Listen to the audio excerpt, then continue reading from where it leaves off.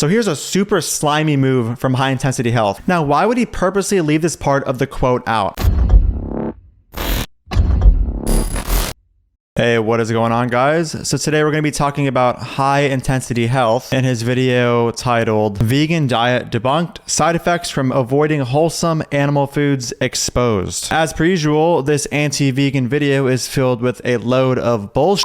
So let's get right into it and not waste any time. Hey friends, welcome back. In today's show, we're going to debunk the myth that vegan and vegetarian diets are healthy for humans. So it's not totally clear what he means by this. Is he trying to debunk the claim that vegan and vegetarian diets have the potential to be healthy if done appropriately? Or is he trying to debunk the claim that vegan and vegetarian diets are always healthy for humans? Because I obviously agree that there are permutations of a vegan and vegetarian diet that can be healthy, but also, there's permutations that can be unhealthy. I would never claim that a vegan diet or a vegetarian diet, no matter the structure, is going to be healthy. He said, quote, "Today we're going to debunk the myth that vegan and vegetarian diets are healthy for humans." So presumably he thinks there is no permutation of a vegan or vegetarian diet that can be healthy for humans. Defending this kind of a claim is going to be very difficult considering he has to demonstrate that there is an inherent quality to vegan and vegetarian diets, making it impossible to achieve positive health outcomes. So we're going to go through his video with this kind of lens, seeing if he can actually demonstrate there is an inherent problem with vegan and vegetarian diets. And we're going to have a specific focus on vegan diets because this channel is a vegan channel.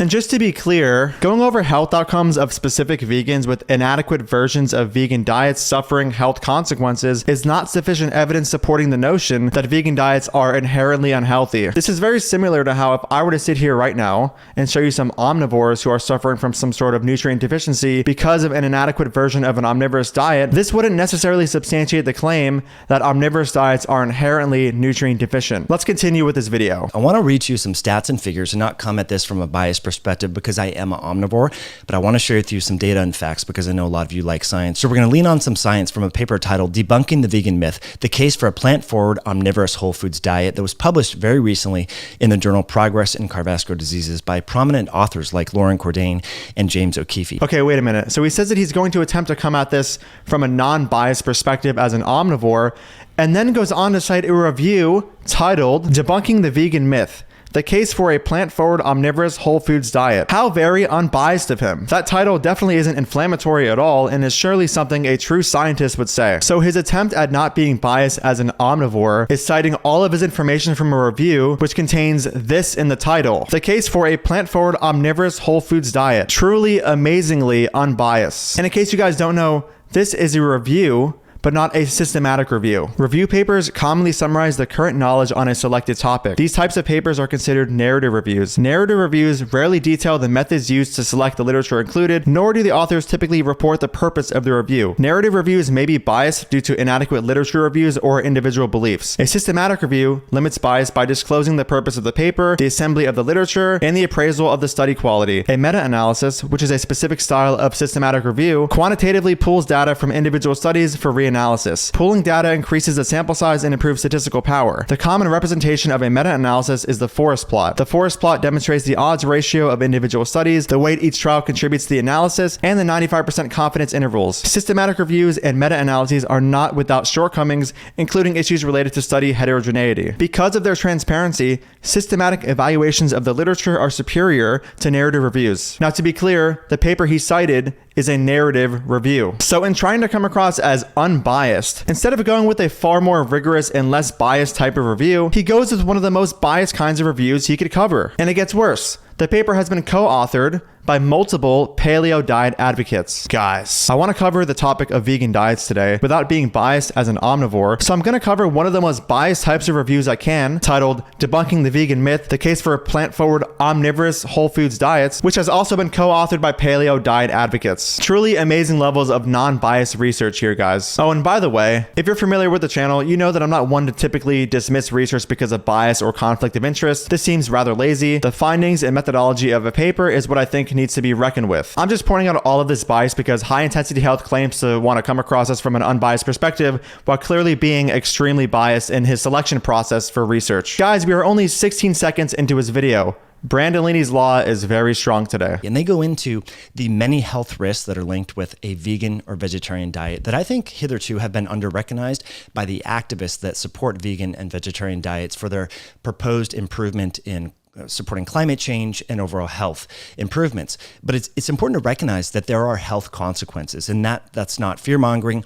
There are known health consequences when you go on a vegan or vegetarian diets that I think many people that for social or societal influences trend towards going vegan or vegetarian are not aware of. And let's talk about some of these, including depression and anxiety. So again, we have this very weird language. He says, quote, there are known health consequences when you go on a vegan or vegetarian diet. Are these health consequences inherent to vegan diets, or do they come as a result of consuming inadequate versions of vegan diets? I can also say there are known health consequences when you go on an omnivorous diet, and you would be wondering, what the do I mean? Depression and anxiety are one of these negative health consequences he cites. Looking back at the super unbiased review he is using for this video, they cite the same paper What I've Learned cited to show that people who avoid meat have a high risk of depression. To save time, I'll just be showing myself in the past covering that paper. This may have a role in why a 2021 study found that people who don't eat meat have a significantly higher risk of depression and anxiety. All right, so let's take a look at this study. The study What I've Learned cites here is a systematic review of mostly non-interventional studies. And the one study that was interventional, which is the strongest of all the papers covered in this systematic review, abstaining from meat was actually found to improve some domains of short-term mood state in modern omnivores. The review he cited was from 2021, and there was a newer one, which is much more thorough and includes more and high quality studies. Here's some details about that new review. It included 18 cross-sectional studies, 3 prospective cohort studies, and 2 randomized control trials. And they found that 44% of the studies showed vegans had higher rates of depression, and 56% showed either no difference or better rates of depression for vegans and vegetarians. If we look at the 2 RCTs of the paper, which are arguably the highest quality papers in the systematic review, you'll find that the first one found stress and confusion to improve significantly in the vegetarian participants after 2 weeks. The second randomized control trial found improvement in depression in vegans. So you might be wondering why I'm emphasizing the randomized control trials in these studies over the cross-sectional studies. The reason I'm emphasizing the findings of the randomized control trials in this review over the findings of the cross-sectional studies is because of the limitations that come with cross-sectional studies. The primary limitation of cross-sectional studies is that the temporal link between the outcome and the exposure cannot be determined because both are examined at the same time. Basically, we cannot determine what came first. In the case of determining if abstaining from meat causes mental health issues, we don't know what came first, the abstaining from meat or the mental health issues. Now, rather than read this whole discussion, I'm just going to put it on the screen because at the moment my throat is currently hurting from talking for an hour and a half. And, you know, obviously vegans are deficient and I don't want to risk losing my voice. So just go ahead and read this. If you have the time, you can pause it right now. And let's talk about some of these, including depression and anxiety. This is something that we see so much in our culture today. Suicides, drug overdoses. We have people now, I think it's like 30% of postmenopausal women are on psychiatric medications, Prozac, Effexor, and the like. We know kids are now taking polypharmacy when it comes to amphetamines and antidepressants. And we know that more and more people are plant-based than ever. What percentage of people in the West are vegan? Now, to be clear, he says plant-based, which is a quite ambiguous term nowadays. But let's remember, this video is on vegan diets. So we can only infer he is referring to people whose diets are 100% based in plants. Last I checked, the vast majority of people are not consuming 100% plant-based diets. So how exactly can we infer that vegan diets are largely responsible for the increased rate of mental disorders and issues amongst the public? At least here in the West. And so it's important to recognize there is a strong scientific and academically studied, from a research standpoint, an association with mental health issues in going on a vegan or vegetarian diet. And as you can see here in figure 2, that is elucidated by why? The micronutrient deficiencies like omega-3 fatty acid deficiencies and zinc deficiencies. Hair loss. I see more and more people now with thinning or balding hair in both men and women. We know that protein deficiencies, zinc deficiencies, and iron deficiencies. All right, so this figure is from the extremely unbiased review he is basing his entire video off of. So let's go over some of the review now. Right below figure 2, it says, plant-based diets centered around refined grains, sweetened beverages, candy, desserts, baked goods, fries, chips, etc. are particularly detrimental and correlate with worse cardiovascular disease outcomes compared to vegetarian diets, emphasizing fresh produce, nuts, legumes, whole grains, tea, and coffee. The toxic features of the standard American diet that cause obesity, type 2 diabetes, cardiovascular disease, and shortened life expectancy would not be averted by simply excluding all animal-based foods, but rather by reducing intake of highly processed foods, refined refined carbohydrates, deep fried foods, processed meats, and sweetened beverages that are ubiquitous in our culture. Now, this is a complete shock to us vegans. It turns out that for a vegan diet to be healthy, it has to be comprised of healthy foods and not junk food. I'm sure many of you were unaware of this information. Junk food isn't good for you. Crazy. Let's keep reading. Veganism has been linked with dysfunction of the neurological, psychological, musculoskeletal, hematological, and immunological systems. So I went to the source for this claim, and it was a systematic review and meta-analysis on vegans, vegetarians, and bone mineral density and fracture risk. I couldn't find any mention of anything related to veganism being linked with dysfunction of the neurological, psychological, musculoskeletal, hematological, and immunological systems. The paper goes on to say, dietary sources of vitamins B12, B2, niacin, and D are almost exclusively animal-based foods. For vegans not on dietary supplementation, inadequate levels of these essential nutrients can result in neurocognitive impairment, anemia, and immune compromise. So first off, vegans are aware of the importance of supplementing vitamin B12 and vitamin D. But the source for these claims are from a systematic review going over intake of certain nutrients, not health outcomes as a result of certain levels of intake of certain nutrients. The conclusion even says, following a vegan diet may result in deficiencies in micronutrients, vitamin B12, zinc, calcium, and selenium, which should not be disregarded. However, low micro and macronutrient intakes are not always associated with health impairments. The end of this conclusion emphasizes the distinction between intakes of micro and macronutrients and health impairments. Now, going back to the original quote from the very unbiased review, for vegans not on dietary supplementation, inadequate levels of these essential nutrients can result in neurocognitive impairment, anemia, and immune compromise. While again, I of course agree that vegans should supplement vitamin B12 and vitamin D, you can get enough vitamin B2 and niacin from plant-based sources that aren't supplements. For example, tempeh, quinoa, avocado, spinach, brown rice, lentils, and more. So it's very misleading to imply that vegans need to supplement vitamin B2 and niacin in order to have adequate levels of intake of both. And if you really want to be safe, you can just add 1 tablespoon of nutritional yeast to your food for over the RDA of both B2 and niacin. The review goes on to say, veganism increases the risk for bone fractures, sarcopenia, and depression/anxiety. The study used to support the bone fractures claim is the systematic review we covered earlier. So first off, the review claims veganism increases risk for bone fractures when the majority of the studies used in the systematic review were on women. So the statement is just a bit misleading when you say veganism per se increases risk for bone fractures. Second,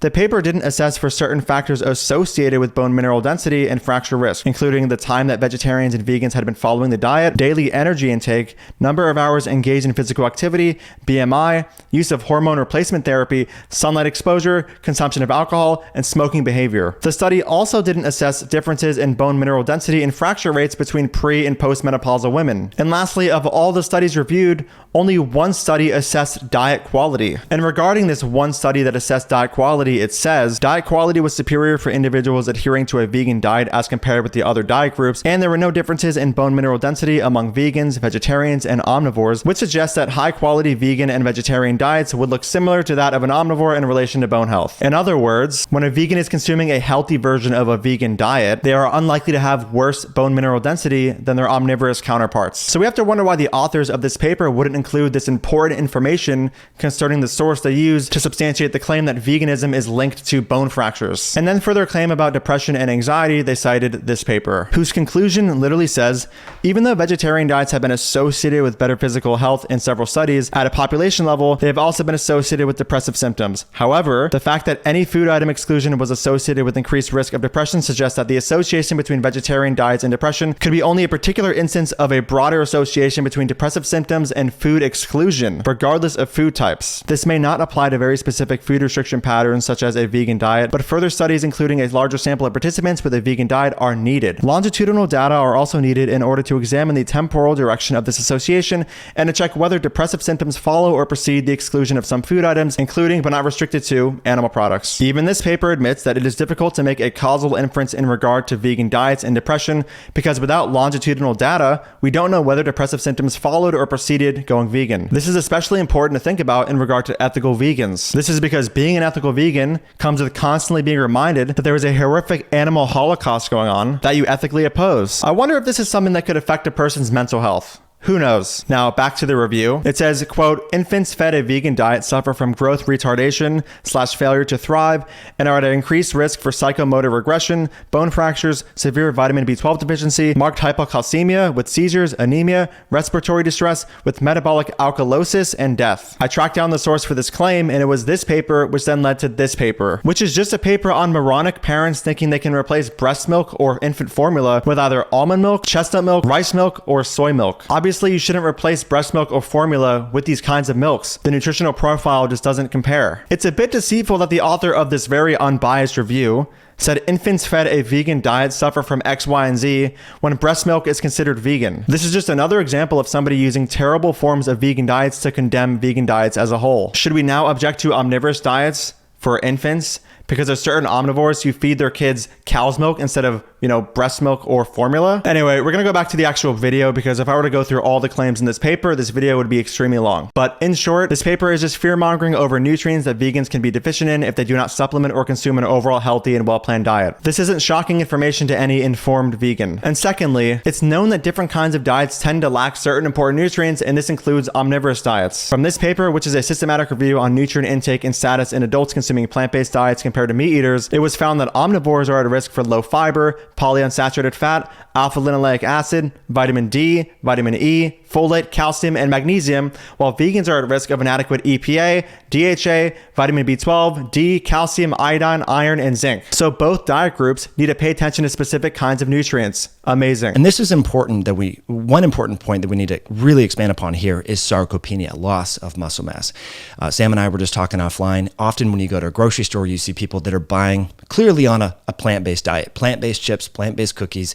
They might have some fruit and veggies in their shopping cart, but oftentimes there's a lot of cookies, crackers, treats, and bread products. Well, we know those are devoid of protein. We know protein is so important for maintaining skeletal muscle mass, improving muscle protein synthesis. We've talked at length about this with Dr. Gabrielle Lyon, Dr. Sean Baker, Alan Argonne. We've spoken a lot about the importance of prioritizing protein to help support muscle protein synthesis. But if you're not getting adequate protein or insufficient amino acids, such as leucine, isoleucine, valine, and essential amino acids that are not present in plants, you're going to have impairments in muscle protein synthesis, even if you're resistance training. Literally every essential amino acid can be found in plant foods. It just isn't true that there are essential nutrients exclusively found in animal foods that aren't found in plant foods. So again, if you're going vegan or vegetarian because it's purportedly less inflammatory or better for longevity and such, and you're not supporting this organ of longevity, skeletal muscle,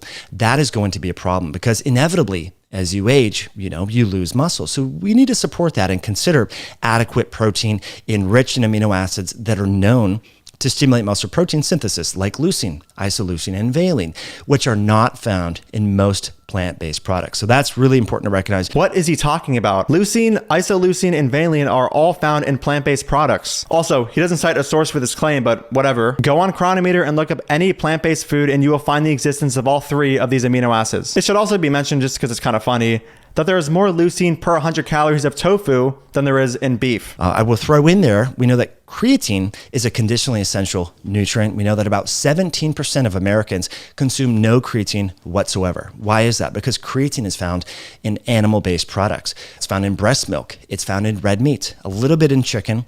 The highest source of creatine, if you want to ingest herring, actually. Herring has 11 grams of creatine per kilogram of raw herring. So that's the greatest source. Grass-fed beef, for example, would have between 5 and 6 grams of creatine per kilogram. So even if you're eating a pound of red meat per day, you may be only getting about 2.5 grams of creatine. What evidence does he provide for creatine being essential? None. Also, there are vegan sources of creatine, so if you're afraid of this, you can also get that. And what's ironic is that after talking about this creatine stuff, he goes on to shill for a creatine supplement. A tool that is highly under-recognized is creatine intra-workout and post-workout. And that's why at MyoSense we formulated the only creatine-containing electrolyte sticks featuring real salt, getting albion-chelated minerals, 2.5 grams of creatine, also magnesium, taurine, and potassium, a lot of accessory nutrients. And we know that these nutrients help optimize the absorption of creatine. We know that creatine helps with the intercellular hydration. So let's talk a little bit more about the big push towards a vegan or vegetarian diets from our medical institutions, including the American College of Cardiology, Cardiology, the American Heart Association, and more. In their 2019 guidelines on the primary prevention of cardiovascular disease endorsed a plant-based diet. And the Academy of Nutrition and Dietetics stated that an appropriately planned vegan diet is healthful and nutritionally adequate and may provide health benefits in the prevention and treatment of chronic diseases. And they say that it's appropriate for all stages of the life cycle, which I think is irresponsible, almost public health malpractice, because we know that DHA, docosahexaenoic acid. This is an omega-3 fat that is really critically important for brain development.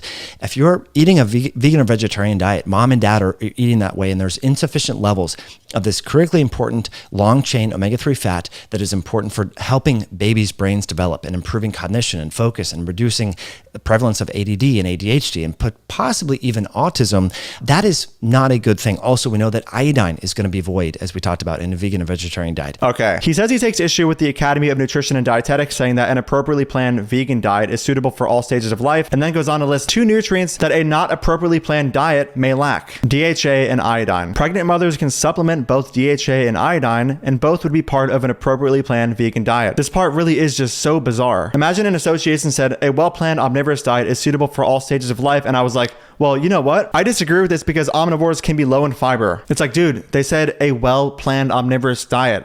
So low fiber would be accounted for in this well-planned diet. But there's a very strong rate of attrition when it comes to vegan and vegetarian diets, meaning there are 5 times more former vegan and vegetarians than current vegans and vegetarians. Now, why is that? Well, people often try veganism or vegetarianism and revert back to their more omnivorous style diet because of what we're going to talk about right now. And that is the mental health issues, gastrointestinal issues, anemia, and much more. So, alrighty guys, this claim comes from the unbiased review he cited, which then goes on to cite the Faunalytics study that we've covered on this channel so many times. Notice he says that most people who went from being vegan and vegetarian to a meat eater did so because of health problems. This is just a false claim. Here is a clip of me delving into the findings of the Faunalytics paper and why people ended up quitting. And one last time, let's look a little bit more into that 84% study. What's interesting is that if you actually read into the study, you'll find that the vast majority of people who quit weren't even experiencing ill health. What's also funny is that this unbiased review didn't even claim that people quit for health reasons. It seems High Intensity Health just added that detail on his own without actually looking into the original source for vegans and vegetarians quitting. Amazing. I guess now we just get to make it up. So many of the plant-based diets are centered around refined grains, sweetened beverages, candy, desserts, baked goods, fries, chips, and all of these are particularly detrimental for cardiometabolic health. So here's a super slimy move from High Intensity Health. We went over this quote earlier in the video, and he cut out the part that comes after the cardiovascular disease outcomes part, talking about how unhealthy plant-based diets have worse health outcomes than healthy vegetarian diets. Right after cardiovascular disease outcomes, it literally says, compared to vegetarian diets emphasizing fresh produce, nuts, legumes, whole grains, tea, and coffee. Now, why would he purposely leave this part of the quote out? Probably because he's trying to make a video condemning both vegan and vegetarian diets. And of course, it doesn't want you to know that a properly planned vegetarian diet can produce positive health outcomes. Just truly disgusting and slimy behavior. I think everyone agrees that we should not be consuming a lot of processed meats, charbroiled meats, salami, sausage, bacon. A lot of people on a low-carb diet do consume those, but I suggest not.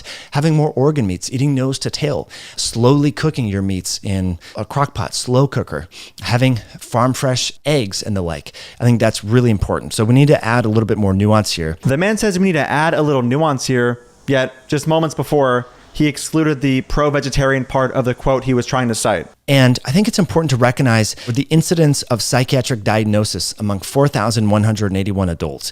If you look here in green, and this is for depressive disorders, you see about 35% of people who in this particular data set were diagnosed with a psychiatric disorder. 35% of them identify as vegan. About 27% identify as semi-vegetarian. In contrast, only 21% identify as non-vegetarian. Okay, so this bar graph isn't even talking about vegans. It's talking about vegetarians. Yet even still, he just refers to them as vegan, while evidence directly conflicting with this is on the screen. I tracked down the original source for the graph too and confirmed the study was on vegetarians. So what is going on here? Does he think his audience just can't read? He put the bar graph in the video. It says vegetarian.